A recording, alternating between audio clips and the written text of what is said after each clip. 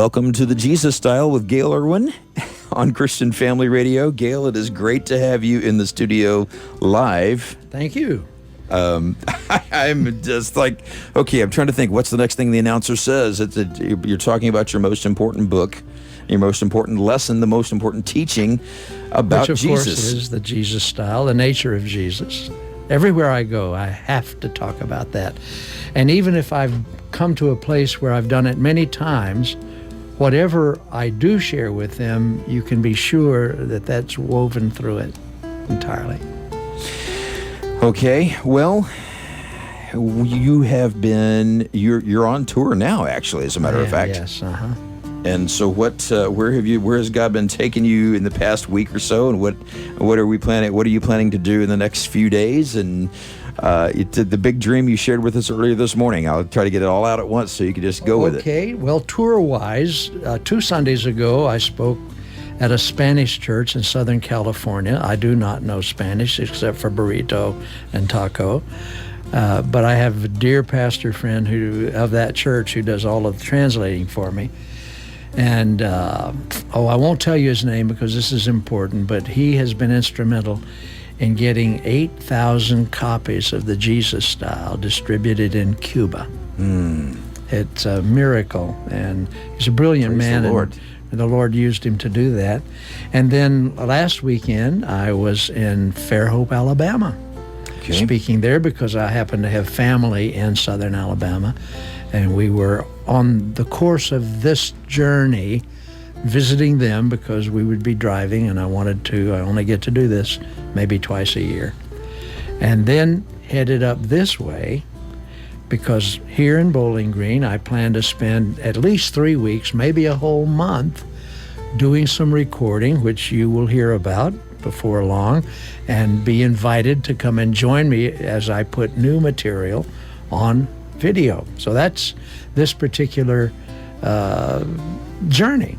And of course, it's not until later that I come, so when I leave here, I will begin making my way to Wichita, Kansas, where I'll do a couple's day and 3 services on Sunday morning, then make my way over Sunday afternoon to Neodesha, Kansas, and I will speak there. Then I will make my way down to Carrollton, Texas, because I'm on the board of Gospel for Asia. We're having a board meeting on a Wednesday, and then I will begin to come back here. That is this current journey. Wow. And this is all to tell people about the nature of Jesus. Absolutely. Well, now, you shared with us earlier that you have a dream and that it is starting to be met. What is going on? Yes, and met locally in a way. Yes. Years ago, decades ago, really. It's like that kind of dream thing that your heart cries out for, because I had seen the effect that the book, The Jesus Style, had on churches and on people. I thought, if I could get one of those in the hands of every church in the United States, that would be wonderful. I had no idea. I knew it'd be expensive, had no idea when it would happen. It's beginning. And right now, the first salvo, there is now a copy of the Jesus Style in the hands of every church in Indiana, Kentucky, and Tennessee. And that's within the last month. Wow. Okay, so what we need to do now is you need to go ask your pastor if he's read the Jesus Style That's yet. a good question. That's a good thing to do. I've had one really interesting thing. A very famous pastor called me one morning. He said, I've had this book, The Jesus Style, on the table by my bed for a year. And I knew I needed to read it because a guy that I really respect gave it to me. Well, what he didn't know is he gave it to me to give it to him. Mm-hmm. He didn't know that I, as the author, had handed it to him. But he said, I thought, man, he's going to ask me. I need to read that. And he said, I've just been blown out of the water here. He said, I had no idea. And that's why he called me to thank me for a whole new direction in his life as a result. I get that a lot, really. I do. I have stories of whole churches that have been turned around. One of them, a big Mennonite church up in Canada that was pulling itself apart. And a friend, well, the brother of the pastor, he had actually led his brother to the Lord, and he then got into the ministry. But he said to him, he said, you need to read the Jesus Style and have all of your people, especially your leaders, read it. And they did. And it turned the church around. And a wealthy man in that church said to the person who had given the original copy, he said, you give a lot of these away, don't you? He said, I try to. He said, I will fund every one of those that you want to give away from now on. Wow. And that kind of thing goes on. And I had a Nazarene pastor sit by me at a funeral of all things. And he came over and he said, you're Gayle Erwin, aren't you? I said, yes, sir. And he said, you wrote the Jesus Style? Yes. He said, if you could have known my church before we read it, you would not recognize it now. There's been such a wonderful, wonderful change in the hearts of everybody when they really see Jesus clearly and what he was. So I hear that a lot, and I'm delighted by it. It overwhelms me. It gets to the point I can't handle this. God, just you record that, okay? Because I don't have any room left. Okay. Now, I know the current version of the Jesus Style, you've updated it a little bit. I have Yes. one of the first versions as well. Well, probably not the first version, but I've got a version of it. And then the most recent version that you sent us, I guess last year for Pledge Drive, has the Jesus Style broken up into a Bible study, correct? Or it has questions and answers at the end of it. Yeah, there's a study guide at Yes, the end. that's what I was trying to say, study guide. It's always been, but this one is much better done, and I think it's being used very well. It can be used individually. It can be used as part of a small group kind of study.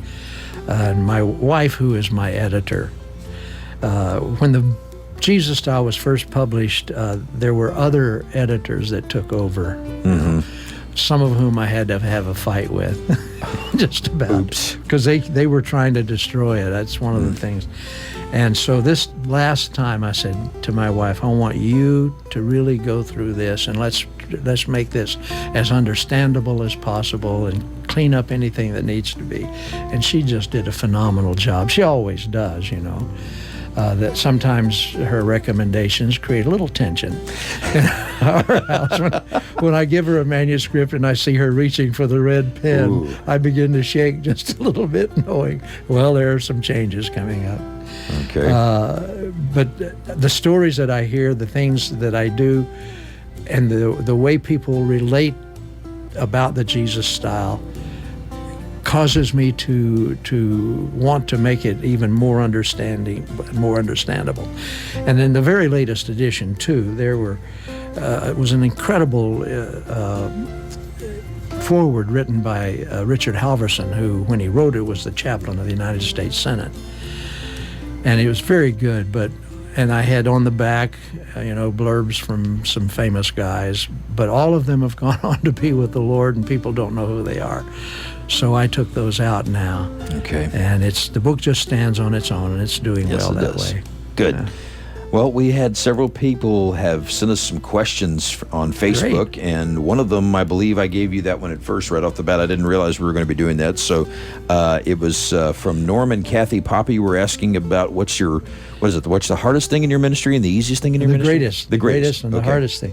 Well, the greatest thing in my ministry really is the very joy of knowing what I do. It's like when I lay my head on my pillow at night, I lay it comfortably there. I don't worry about what I've done to people, because I know that what I have shared with them is just excellent, and no questions about it. And I guess the greatest thing too is then, and as I mentioned, is to try to handle the feedback. It's just been incredible. There was one negative feedback from Germany, actually, when it was first published in German. And they brought to me and they had to tell me what it was saying from one of the seminaries there. And they said it was a terrible book. It's too bad they had to cut a tree down to publish this, And I said, oh, well, that's too bad. They said, no, that's good. If they don't like it, that means it's a really good book. I thought, well, okay. Okay. A little confusing there. All right. Yeah.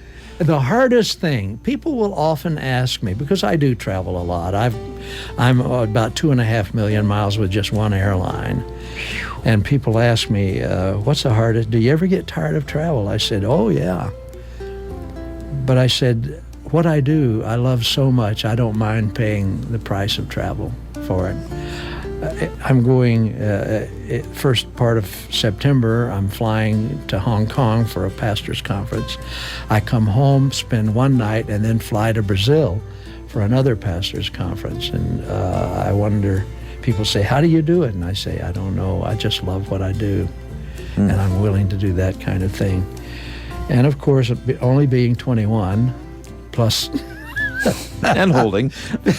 plus 55 more years. I think, I feel like I'm 25. I think I enjoy what I do so much. The Lord keeps me energized. He keeps me healthy. I'm delighted. I have no thought, I need some rest. I need to find a place to sit. No, I can't wait for the next go-round. Well, and I'm coming here later in the month and do a whole new series of filming, videotaping for both radio and whatever TV it's on. So you'll have a whole another bunch that you can put on here. Yeah, I'm personally excited because, well, for one thing, I've been with the radio station for 28 years, and we've played your program pretty religiously for about 20 years now, and it's the daily programs cycle about every 9 months. Okay. And each time, people will call up and it's like, well, what was the name of that show you played this last week? Or what was this one? Or I personally will hear something that didn't register the first time, or maybe it connected the second time or whatever. It's like, okay, this is good. This is good teaching. I'm glad we're still doing it. Well, and now we've got some new stuff coming in. It's a funny thing because I learn something every time I teach it. Okay. Well, let's see. Let me ask you this question. Bridget wants to know about your story about being in radio yourself. She overheard us talking earlier. Oh, yes. So how did you get involved in radio to start off with? Fascinating story. I had planned to be a brain surgeon, actually, just about all my life that I could remember. And that was, I think, because of the injury of my own father, and I had to help take care of him and so forth. And she seemed to know that I wasn't going to make that. And so she came up to me, but it was about football and basketball. I had just finished in my sophomore year a horrible season of football where I didn't play it. I had it played on me. Ooh. And I decided, well, I'm miserable anyway. I'll go on out for basketball. And she came up to me and said, you're not going out for basketball, are you? I said, yeah, why not? She said, I think you're as tall as you're going to get. Well, that made me mad because I knew I was going to be 6'6" anyway. But I've maintained about 5'8". She said, why don't you do something different? I said, like what? She said, well, like debate. I'm the debate coach. And I thought for just a few seconds, I said, all right, I'll do it. Well, it was a duck to water. But a lot of how I handle teaching and what I do, that lady, bless her heart, taught me. She was a Christian lady. And she, maybe this isn't a good thing to say, but she knew I would be doing something internationally someday. So she took my accent away from me. And now, wherever I speak, they don't know where I'm from. They only know they can understand me. So she got me a job trying to make sure I learned truly how to speak.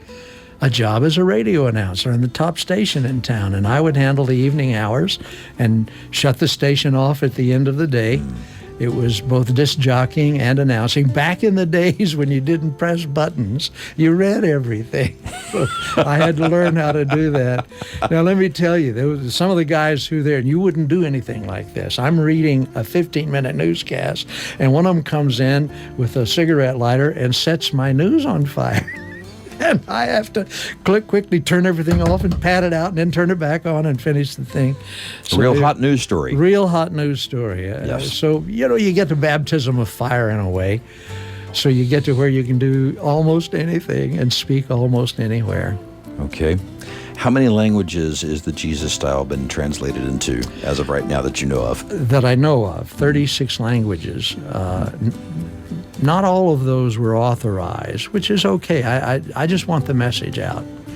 When I was teaching up in Canada and recording some things there were a bunch of Korean students in the audience, and they came up to me and asked me to sign their book, autograph it.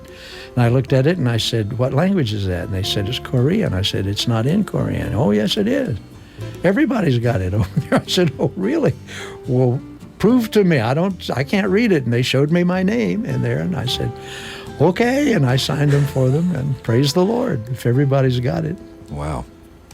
Well, that's amazing. And one of the interesting things that happened to me up in northern India, was going to be going over into some of the smaller states, and found out that if we did go over, they were going to kidnap us and hold us for ransom, because that's how they do it in some of those smaller areas that don't want to be part of India. And so the brothers there said, please don't come because we can't protect you. So we waited 2 years and just brought out all of the pastors and evangelists that we had over there. And they knew me better than they knew the leader of the whole organization, because they all had a copy of the Jesus Style. And I was the rock star there. I did not have any rest. When there was a break, everybody wanted their picture taken with me. And I'm thinking, you guys are about like the Japanese with all of the pictures that they take. And one guy came up to me and said, when I finish translating your book into my language, it'll be only the second book, Christian book. Wow. The other one being the Gospels, And I thought, that's too much. God, thank you, but please let it have the effect that you want. So God is still using your book to bless more and more. It amazes and more. me. It amazes me. It's like it just was published yesterday, almost. And we will get to hear you live later again. We're going to have you. You're getting the final details worked out as to when you're going to be and where you're going to be. Exactly. To be pre-recorded, Right. Some new material. Right. And we'll want people there, so we'll announce that and invite you when the time comes. Okay. So stand by. And if you need more information, you can go to servant.org. Right. Click on that for the newsletter. Get the newsletters. Get the. Well, you can read the old newsletters. I haven't actually published any for quite a while, but Okay. the old ones were pretty good. I mean, they're still there, and you can read them. And Okay. I wish you would.